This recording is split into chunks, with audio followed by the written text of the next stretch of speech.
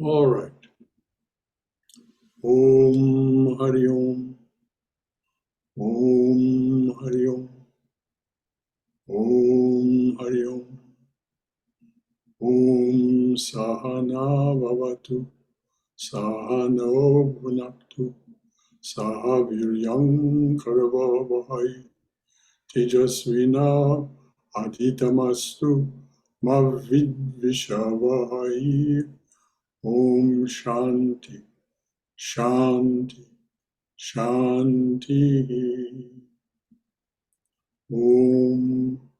May the Divine Being look over us lovingly as a mother and father.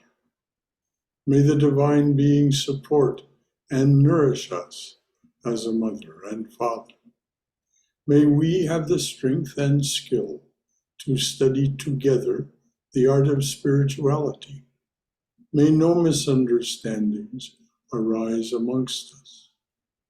Om, peace, peace, peace be unto us and to all beloved beings everywhere. Well, welcome everyone to our Saturday noon class on the book How to Know God, which is Swami Prabhupananda's interpretation and commentary on Patanjali's Yoga Sutras. We've just about completed the book, but before we begin our reading, is there anything from past sessions about Patanjali's Yoga Sutras, or anything else that anyone would like to offer? Anything from your own experience, or any concern or question? Anything at all? All right. So, Jeff, why don't you tell people where we are and then begin the reading? Certainly. We're in the last chapter, chapter 4, which is entitled Liberation, and we're about to study Sutra number 9, which is on page 225 in the books that most of us have.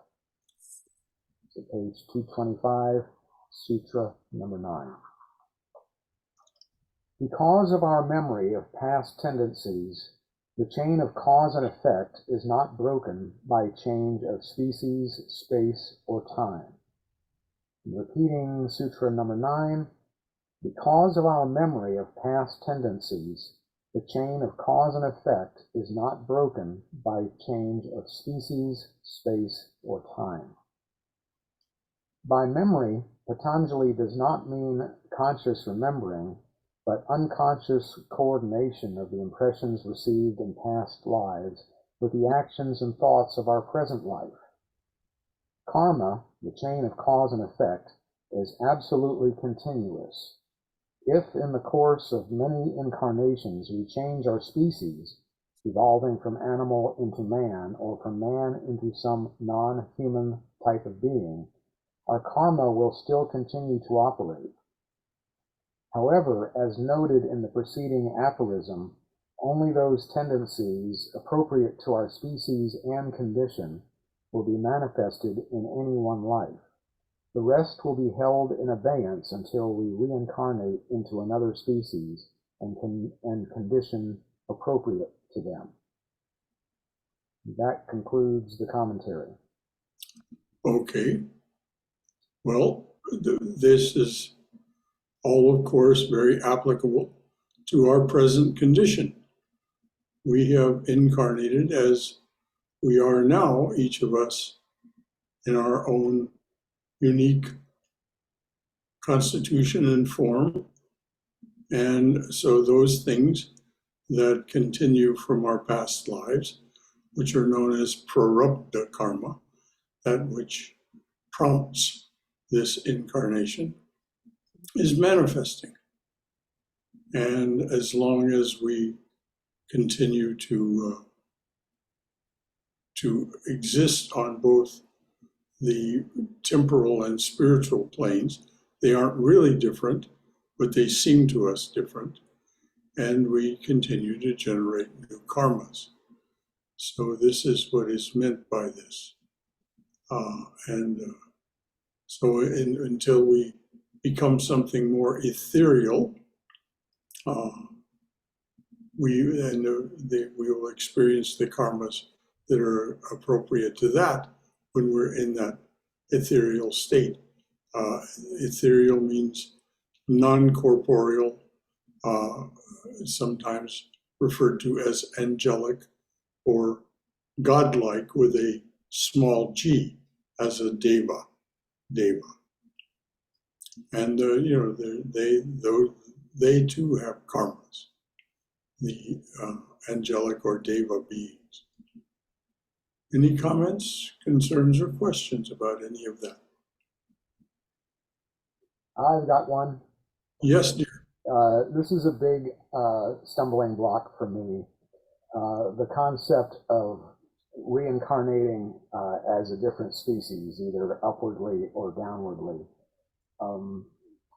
I asked Swami Ishtananda about this during the retreat we had last month, and he said that the concept of reincarnation goes back to the Vedas, but they don't specify whether or not reincarnation can happen cross species. And I don't see the point. Well, for one thing, it would seem to me that if we're all in this pickle, we're all in this incarnation business, it would seem that the purpose would be for upward evolution. And I don't see what the purpose of downward evolution would be, because we don't have memories of our past lives. So if I'm downgraded to a cockroach in my next life and then somehow go back to being a human, what purpose did that serve? Because I can't remember it. So well, that's my pickle. Sri Ramakrishna says, don't worry about it. Just don't think about it. It's not something that you can reason out. It's not something that we can fully understand. The actions of karma are beyond our intellectual understanding. So he said, just worry about this current moment, this current life, and be as faithful to your spiritual practices as you can. And in time, all will be revealed, particularly if you ask for it to be revealed. If you ask Kali, it was his nominated go-to source for knowledge. He said that she'd given him all knowledge. He had read nothing. And of course, Christ said, seek ye first the kingdom of God. Seek ye, in other words, that knowledge of the divine. The king is, of course, seated on the throne of the kingdom. So if you seek ye first the kingdom of God, all will be revealed. All knowledge, all wisdom, and nothing that was hidden will remain unrevealed. All will be revealed. So the message is the same.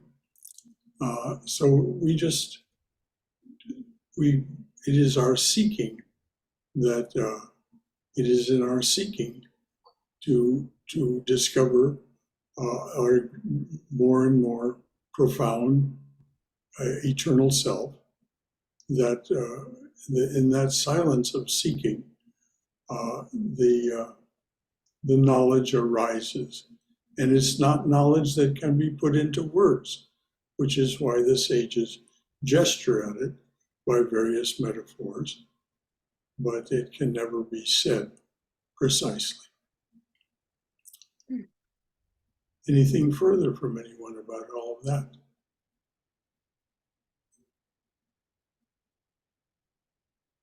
All right. Please proceed, dear. Thank you, brother. Sutra number 10. Since the desire to exist has always been present, our tendencies cannot have had any beginning. Repeating that, since the desire to exist has always been present, our tendencies cannot have had any beginning. As we have already learned, Hindu philosophy regards creation and dissolution as a beginningless and endless process. Karma has always operated, always created tendencies. There was no primal act. It is only as individuals that we can set ourselves free from karma by unlearning this desire to exist on the phenomenal level and realizing the Atman, our eternal nature. Suppose every individual in the universe were to achieve liberation. Would the universe cease to exist? Being still within time, none of us can answer such a question. In fact, the question cannot properly be asked, for the phenomenal universe is in perpetual transition from was to will be, while the Atman is eternally now. And though the human time-bound mind can make this statement, it cannot possibly understand what it really means. And that concludes that commentary. So the key is for us to unlearn or undo our desire to exist on the phenomenal plane.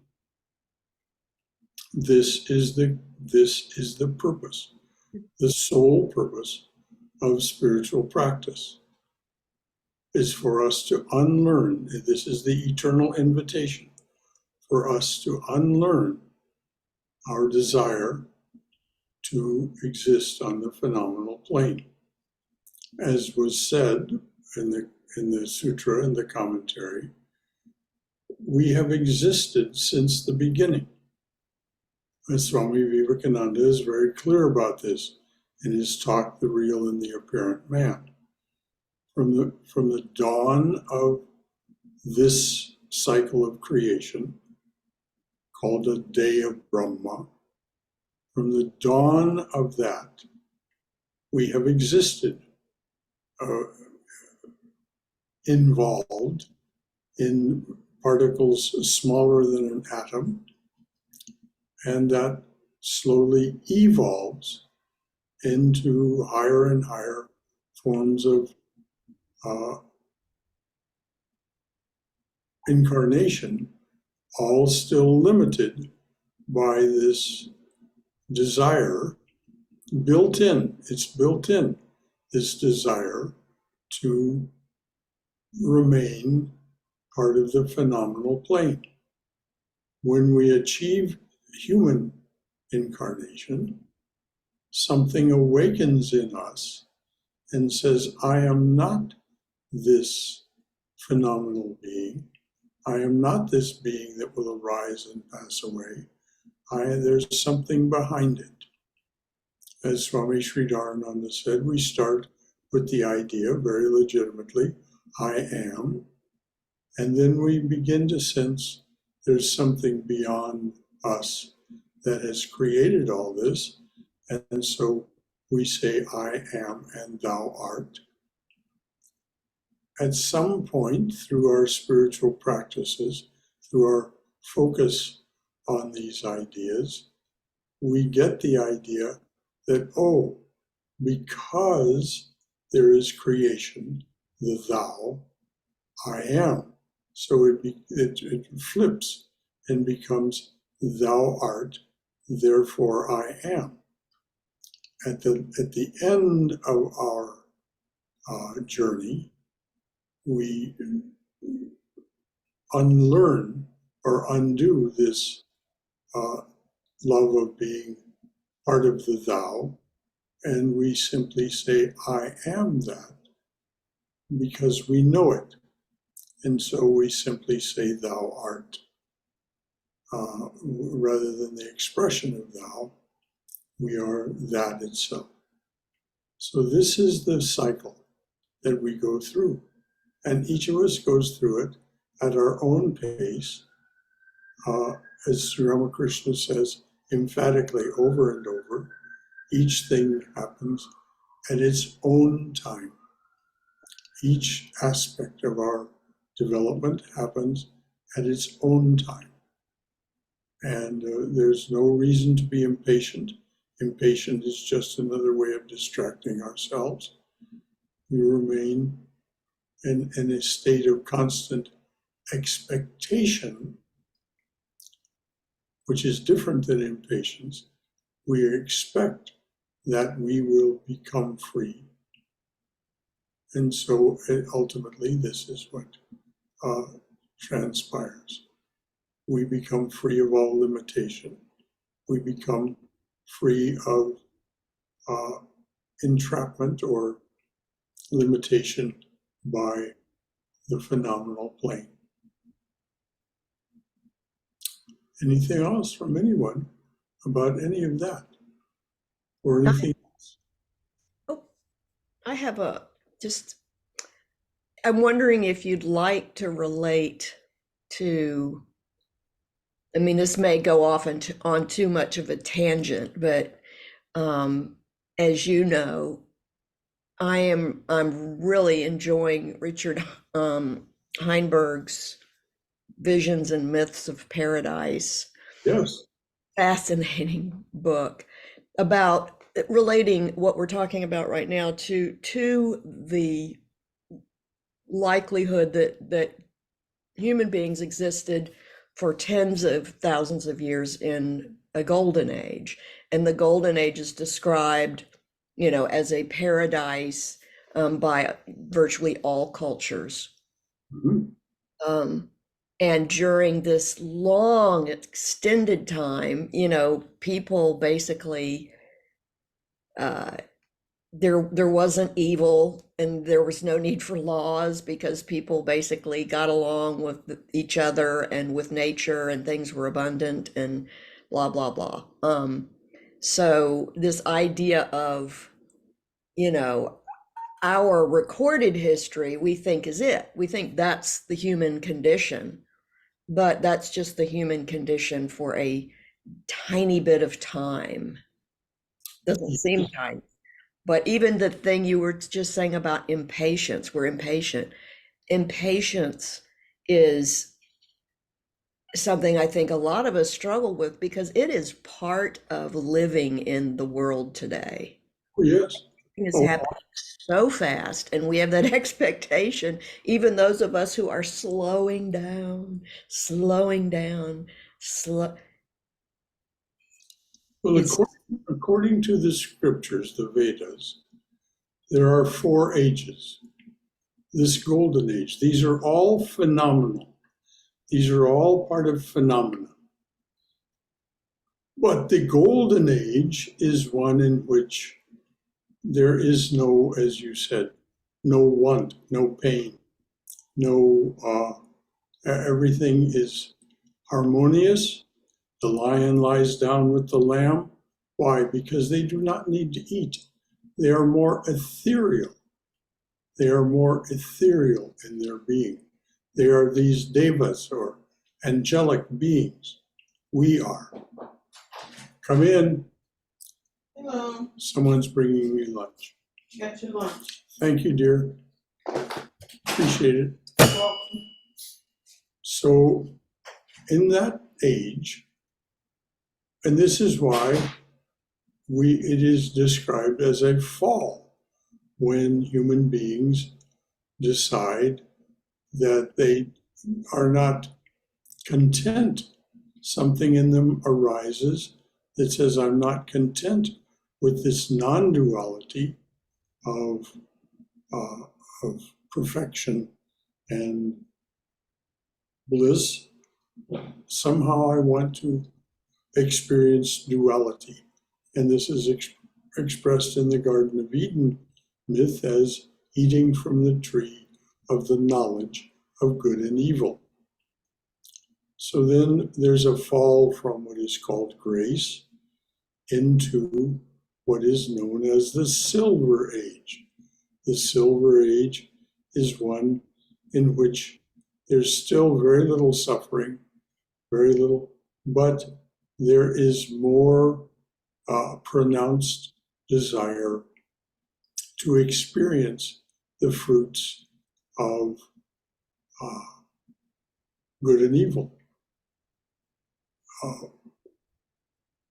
And so human beings are more prone to do things that are detrimental to themselves and to one another. After a long period of time, that age ends and we enter the Bronze Age.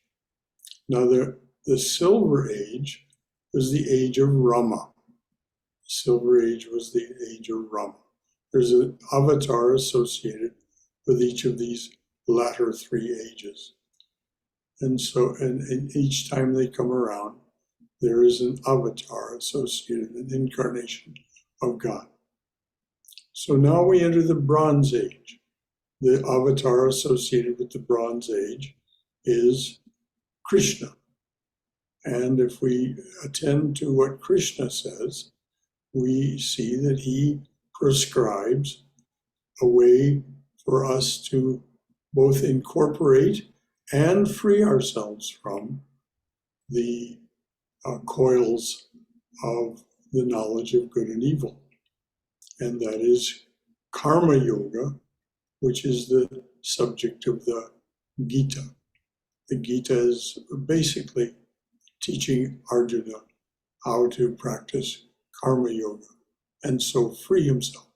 What is the deep secret of karma yoga? Live sacramentally. Offer everything. What is a sacrament? It is the outward demonstration of inward grace, the grace of the divine. So, in that knowledge that you are living, that is the truth of your being, you offer that and all of your actions in the phenomenal world, you offer them all to the divine. And so this is the prescription of karma yoga. Now we come to the end of that age, which is some thousands of years ago, and we come to the Kali Yuga, the Iron Age. So it's the Golden Age, the Silver Age, the Bronze Age, the Iron Age. Now we come to the Kali Yuga. The Kali Yuga, the Iron Age, is one where the darkness or desire for phenomenal life and satisfaction is predominant. And this is why we struggle so as spiritual aspirants, because the whole world, if we look around us, everything, everywhere we look, we're being invited to participate in the world of the senses. Not that there's anything wrong with the world of the senses, it's simply that we misuse the senses for personal enjoyment. They're meant to simply experience the phenomenal world. That's what Sri Ramakrishna says, and what other teachers say.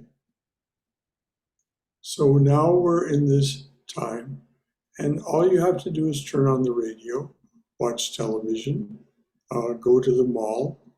You will see you're invited to participate in sensual satisfaction, which is a short-term satisfaction.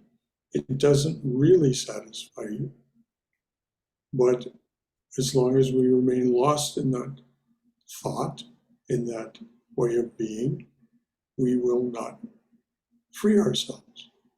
So those of us, and we are gathered here together for this afternoon, those of us, some of our congregation is here, and what is the characteristic? We desire to be free. We know that there's something limiting us. We know we are that thou, that Atman. So that's what we do, is our spiritual practices. Sri Ramakrishna says that for this age, for this end of the Kali Yuga, the best form of practice is not karma yoga, but bhakti yoga, the yoga of devotion. Being devoted to our teacher, to the teachings, to the scriptures, and especially to our guru, which, of course, the eternal teacher is Sri Ramakrishna, but he takes many forms. For us, the nuns and monks of the Ramakrishna order are the faces of the eternal teacher. For those of us here in Atlanta, Swami Sarvadevananda is that eternal teacher. Haima, early on, was discussing going to Chicago, where she encountered a number of Swamis, Kripamoyananda, Tyagananda, Ishtananda, all of them faces of the eternal teacher for those who are their followers. So if we just have belief and confidence, not impatience, but expectation, that if we keep on keeping on with our spiritual practices, we will be free, that Sri Ramakrishna and the other great teachers, including Jesus, tell us is what will happen. In Christianity, it's called salvation, and in what we're studying, it's called liberation. So does that answer the question, Cindy? She's apparently muted. No, I'm here. Yes, and then some. Oh, good. I'm glad. Thank Anything else from anyone about any of that or anything else? Brother, the balancing act between impatience and expectation is very tricky, especially when we are taught that there should be longing, there should be a desire for something in the spiritual realm is different than a desire for something in the sensual realm, but yet it's still a desire, and those desires seem to be encouraged. So longing is indeed yearning, is what Sri Ramakrishna calls it, and he says, yearn, yearn, yearn. It is that yearning that is answered from within you as realization. Yes. So how do you? Same thing as a desire for something in the phenomenal world. So how do you discern between yearning and impatience? Say it again, please. How do you discern between yearning and impatience? Well, yearning is a quiet thing. Yearning it may result in some silent tears. It may result even in some silent laughter at ourselves and this predicament we're in. But this impatience is something that preoccupies the mind and distracts us from yearning or any other spiritual practice. Yearning is itself a spiritual practice. It is the one that Sri Ramakrishna himself practiced most fully. He yearned, and in that yearning, he offered that yearning to the Divine Mother in the form of Kali and said, Mother, give me everything. Give me everything I need to be who I am. And she did. And so when our yearning is the same, we will also, according to Sri Ramakrishna, and for that matter, what it says in the Gita, that sacramentally, that living sacramentally as an aspect of love and yearning in it. And so that will focus our attention on what our first priorities are, rather than on any desire that is somehow not within our spiritual realm, but may seem to overlap with it, but doesn't really. Does that get it, Jeff? Is that? Yes, that helps a lot. Thank you. Yearning is pure and quiet and something of the heart. Desire and impatience are something of the mind. It seems to me that yearning is what, when Sri Ramakrishna or Vivekananda was talking about the hole in the wall, it's like that yearning to me is how you see through the hole in the wall. It focuses your attention. Yes, it focuses your attention so you can see through the hole in the wall.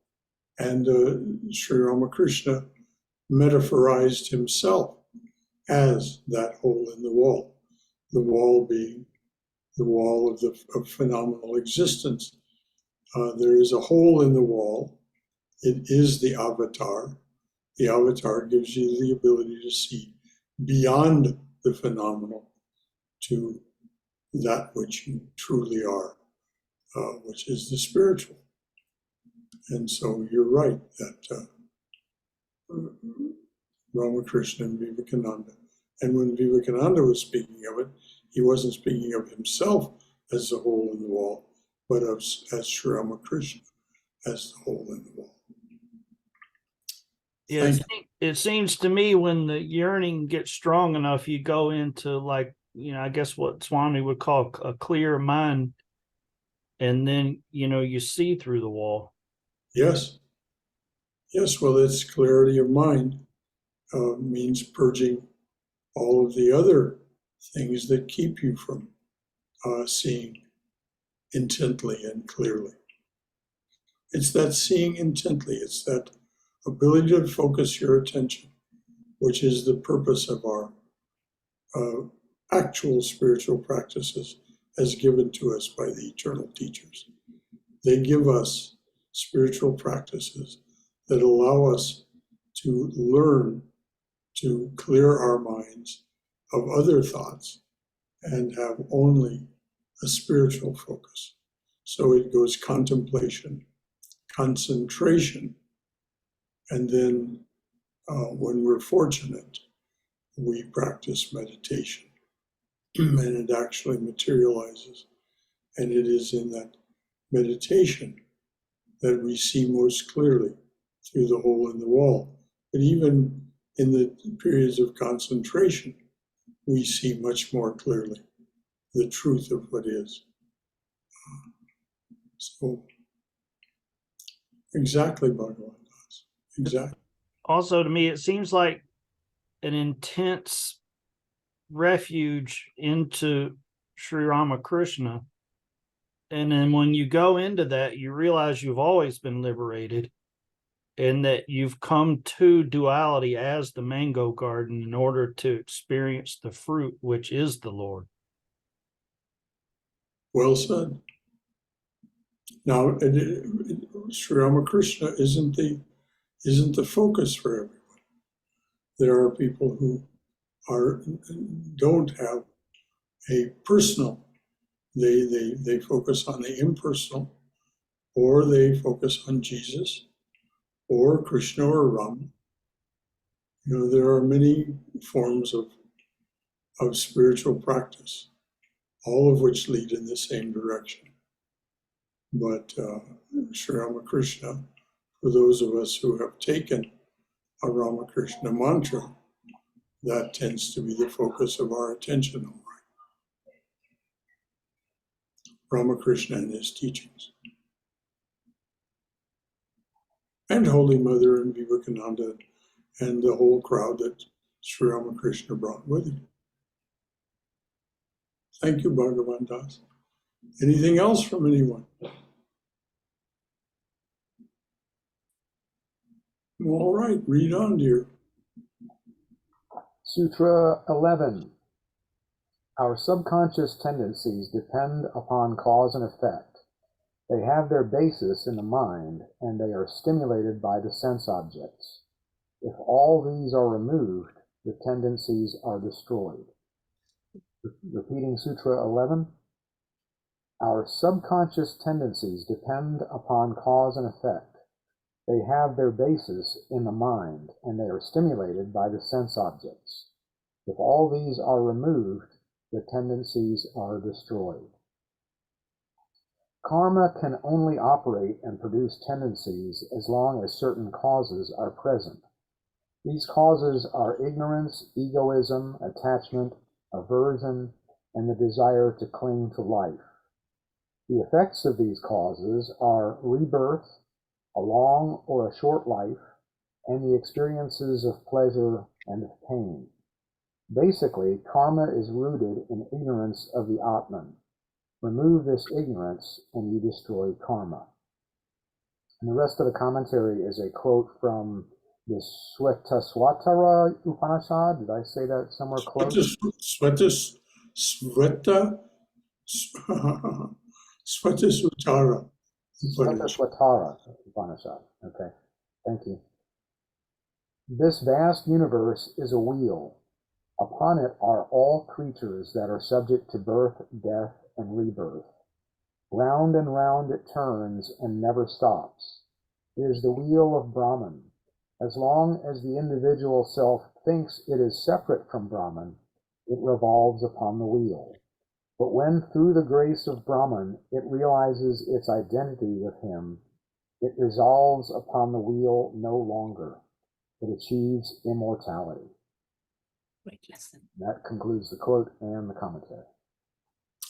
Well, the key in that is that it is through the grace of Brahman, which exists within us, when it exists within us, or seems to be within us. The body is not in the soul is in the body. Just the opposite. The soul is not in the body is in the soul. The soul being the Atman. So when we see this clearly, that we're just revolving on the wheel, coming and going, seeming to come and go, then we can say, well, all right. And it is by the grace of the Atman itself, of Brahman, that this feeling arises in us.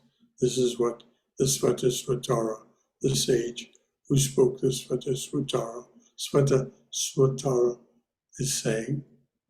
When this arises in us, it is by the grace of our own being, that divine being that exists within us, that says, enough of this phenomenal world, enough of this revolving on the wheel. Let's stop this. Let's be united with that which creates the wheel and everything else. And of course, now these words are said and we understand them as best we can, but we really don't know what it means to be united with Brahman or the Atman. We don't really know it until it happens, and then when it happens, we can't really express it in words. So we express it as best we can, as metaphors, as concepts, as practices, saying, well, if we become a teacher, like these faces of the eternal teacher, we say, do this, and you will unlock. At some point, Mother will unlock the door and through her grace, take you through to liberation.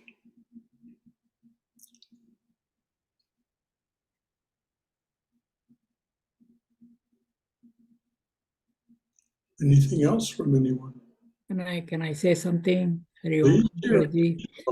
Well, actually, this is the same thing in, Ashtavakra. He explains in the three interesting terms. The one is, the first thing is have that knowledge. Tattva Bodha, that's what he talks about. The other one is Manonasha.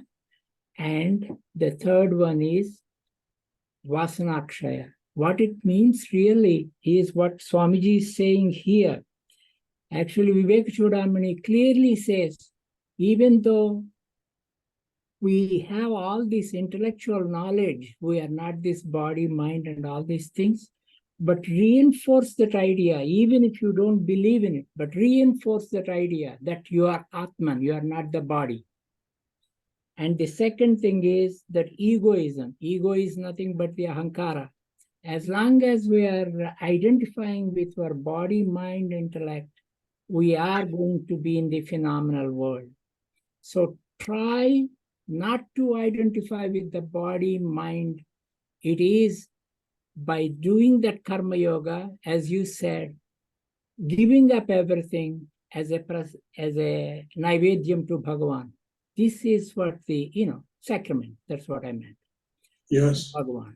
And these are the important things. Actually, the Swami also says here, by knowing the reality, the vasanas will go down.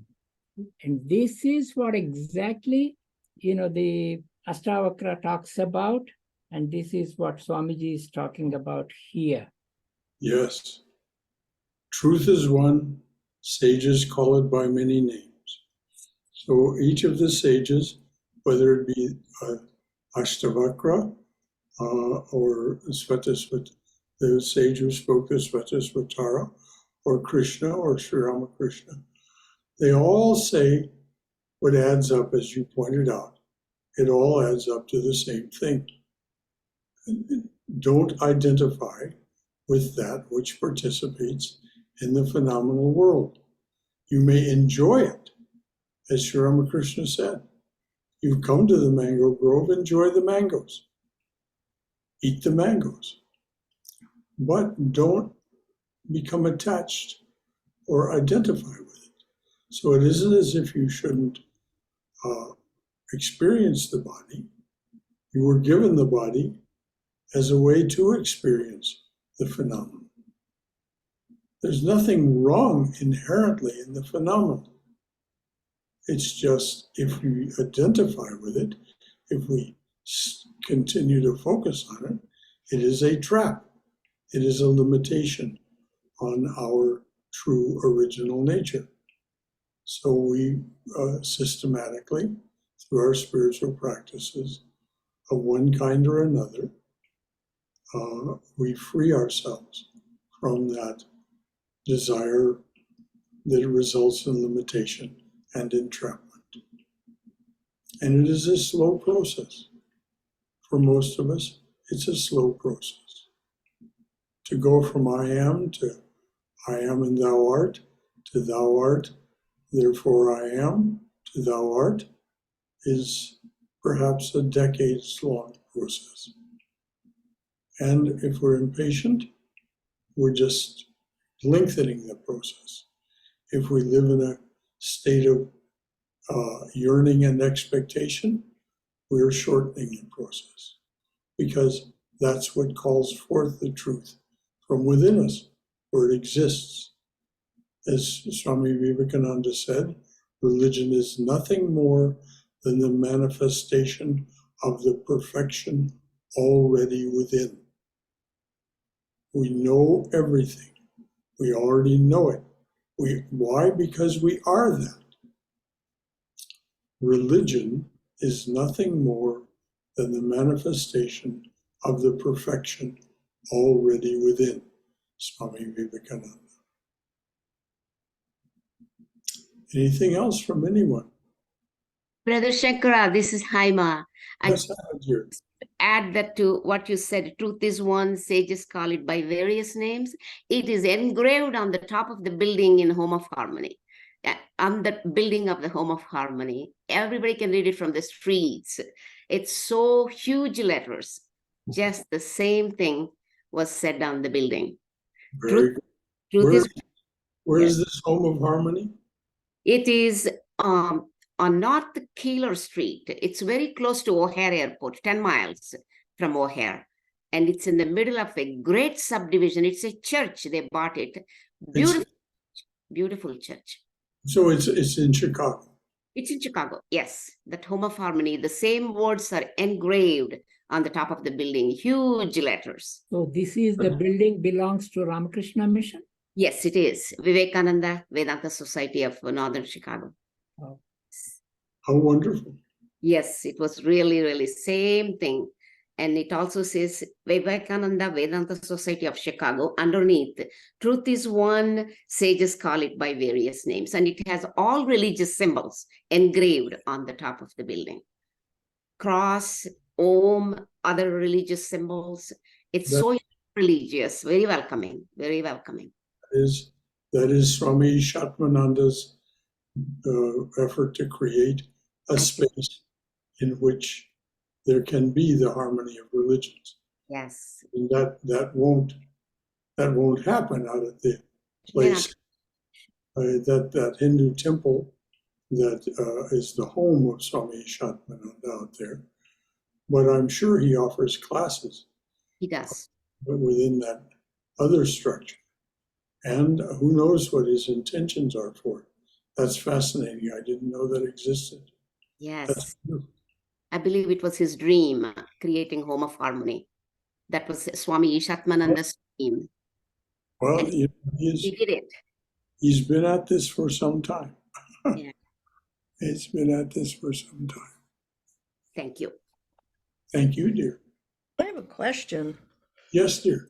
Since Haima brought up that Rig Veda saying, which we see so many places in the Vedanta world, and I've seen it, truth is one, sages call it by various names is how I've usually seen it, but we've used the by many names, which I was thinking about that the other day. I was thinking, is that really different, linguistically? And it may or may not be, but I also find it interesting and important that, and even or especially in Vedanta, that it doesn't say religious truth is one or spiritual truth is one. It says truth is one. Sages call it by various names, by many names. Sages don't have to be religious leaders. Truth is truth. And I think that Vedanta, of all religions, is ultimately to take us beyond religion. Who's the Swami Shankara who had John Lennon's Imagine played at his memorial? I don't remember that. Or it'll come to me. He was the head of the Portland Center for many years. Okay. I don't recall his name, but yes, he had John Lennon's Imagine played because that was a form of truth. And of course, this is why Swami Vivekananda encouraged the pursuit of science. Science is a form of truth. The purer the science is, the purer the truth. And of course, as we know now, with quantum physics, the quantum physicists are asking questions that say, is this universe a result of consciousness?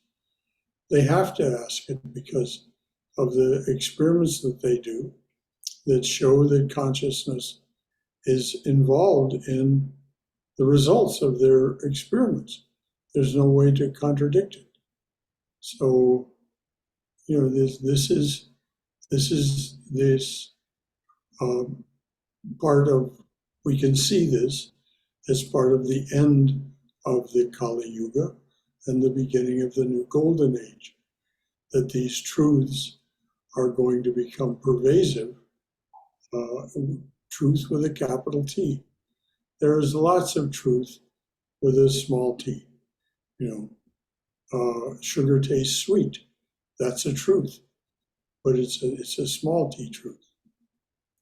So we distinguish between the significant truths, the truths that can really change, transfigure our awareness and our way of being, from those that are simply incidental to the phenomenal realm.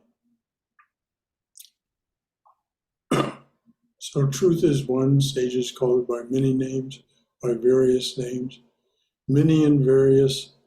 I think if you looked in the dictionary of synonyms, you'd find that if you looked up many and what are synonyms for many, you'd find various. If you looked up various and looked up what are synonyms for various, you'd find many. So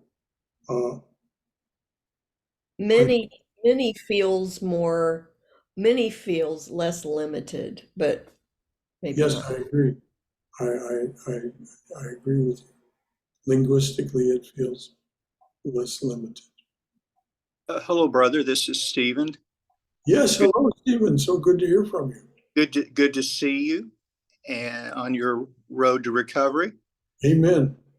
And I really appreciated Cindy's comment. It's something that I have thought about before, because I know that many people seem to want to divide truth into categories like, spiritual truth, not spiritual, and to where sometimes ultimately people say, well, refer to something as purely opinion. And I think that, the recent few years, this whole thing about fake news, and that I know that my view is that truth is one, and that applies to spiritual, the lesser truths. I think there are truths in the world of science, truths in the world of politics and economics. So I'm just wondering if you would comment on that notion of truth being broader, that there is indeed truth throughout these different fields of human knowledge and endeavors. Well, yes, of course, those truths exist. They can be verified factually. We won't go into the political and socioeconomic aspects of this, but what is, as spiritual aspirants, as devotees, what remains our focus? We don't concern ourselves so much with those other truths, only as much as we need to perform our duties and go forward in the world successfully, so that the wolf is not at the door and so on. We must incorporate whatever truths about the world are there. But what is our real aspiration? We want to know the truth, capital T, of our being and our reality. At least that is assumed to be what a spiritual aspirant is yearning for. So we don't concern ourselves so much about these other kinds of truths, only in as much as we must. I mean, it's a truth that the speed limit is so and so many miles an hour, and if we go faster than that, we're likely to get a ticket, and so on and so forth. That's a kind of truth. We need to take that into account. But and it's a truth that if you eat too much salt, you'll retain too much water, and that's a problem for your body and especially for your heart. And there are all kinds of truths, scientific, material, world truths. We just incorporate them into our lives as we need to, and but our focus remains, I'll just say the word higher. We focus our attention higher. on what is the truth of our eternal being. And that's why we're here this morning, or this afternoon, I should say.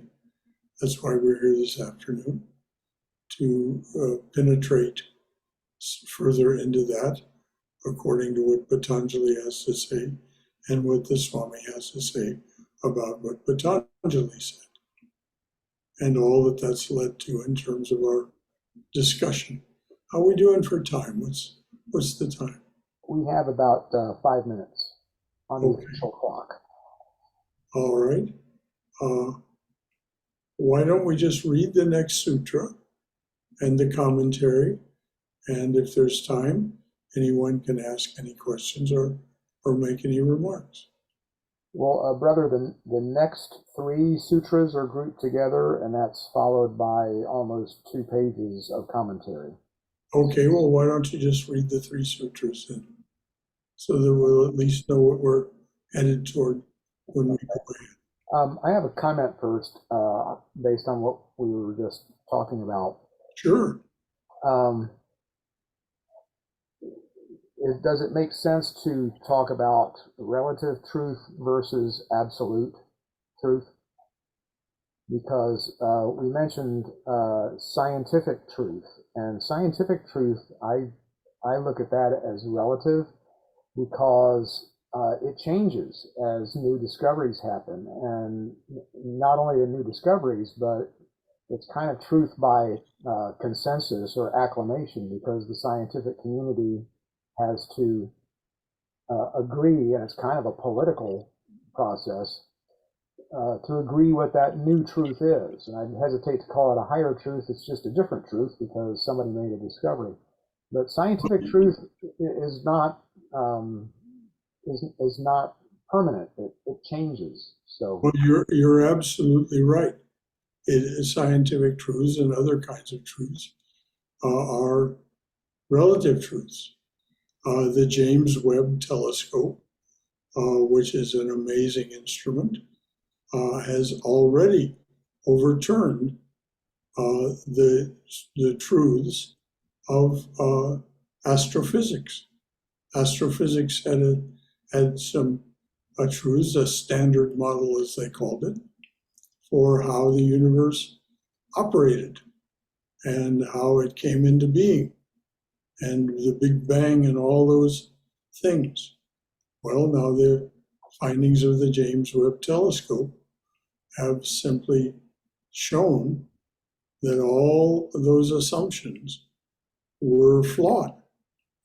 They're just how flawed and how much mistake there was in them remains to be seen.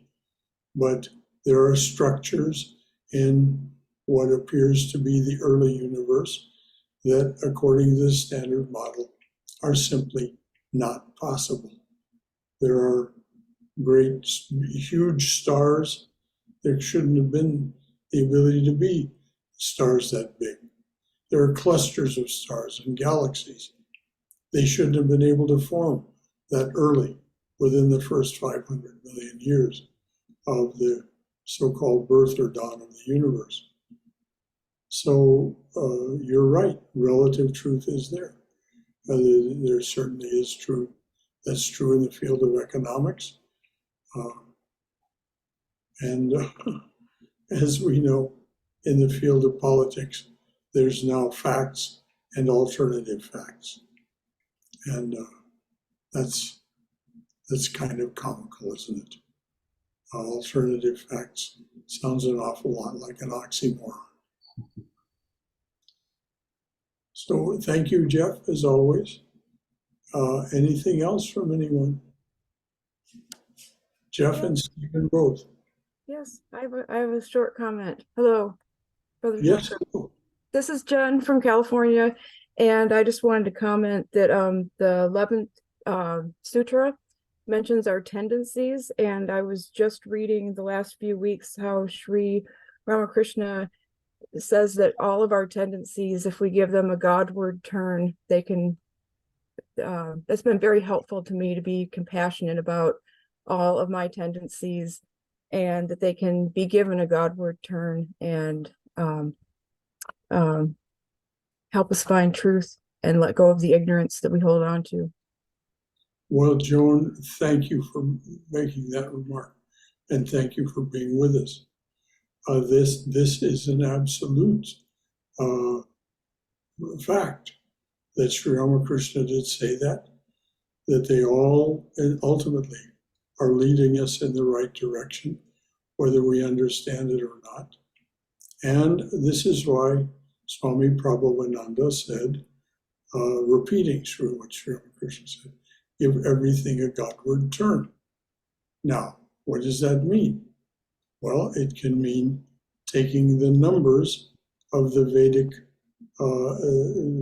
numerological system and looking at them in terms of their numerological significance. This is a practice that I do. And you can, whenever you hear an airplane fly over, say Om Ram Shri Ram Jai Ram, remembering Sri Rama's return to Ayodhya from Lanka in the Pushpaka, and thinking of all flying things as a kind of Pushpaka. So there's all kinds of ways that we can give everything a Godward turn. But this that you said about being compassionate toward yourself, and what it is that we are drawn to in this world, our tendencies, rather than object to them, see how we can spiritualize them or give them a Godward turn. As Swami Sri Dharananda would say, divinize your life, divinize your life, make everything divine. And of course, he was paraphrasing Sri Krishna in chapters 5 and 6 of the Gita, where Sri Krishna describes this technique of karma yoga, of divinizing everything by offering it to the divine. And of course, it's in Patanjali's Yoga Sutras as well. In the niyamas, the last of the niyamas is offer everything. Offer your entire life and everything you do, especially your spiritual practices, to the divine. Divinize your entire life. So thank you, Joan. Thank you very much. What a fitting way to close this.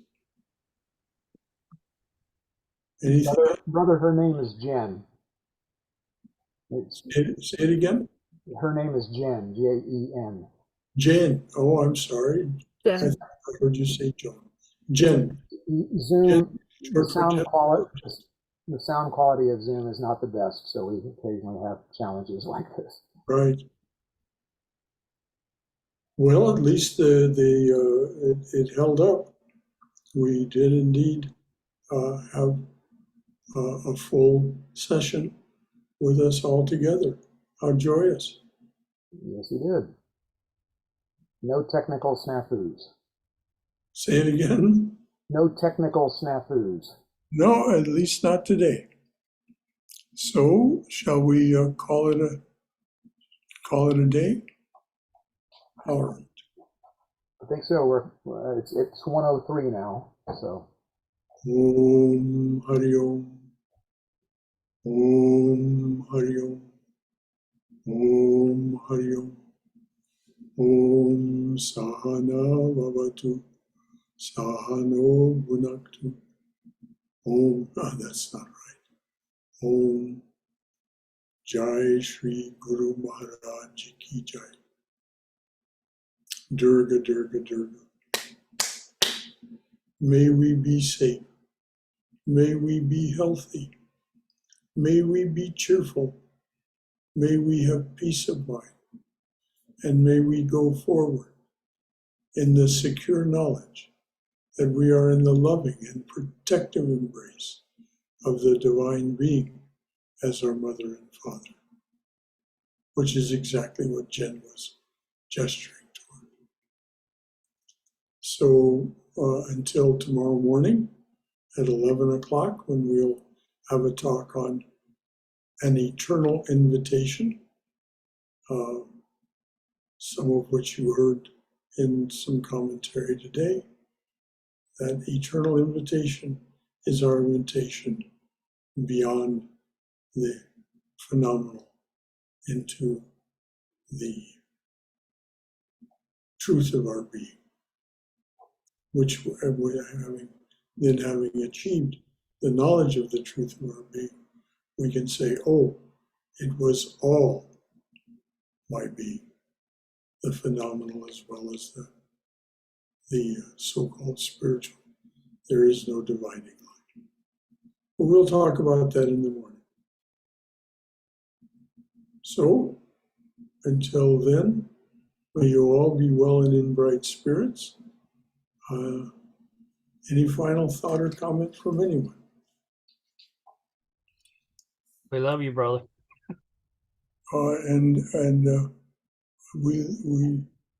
That love is returned with great intensity. I'm so glad to be back with you. I can't even begin to express it. So until tomorrow morning, Jai, Jai, Jai.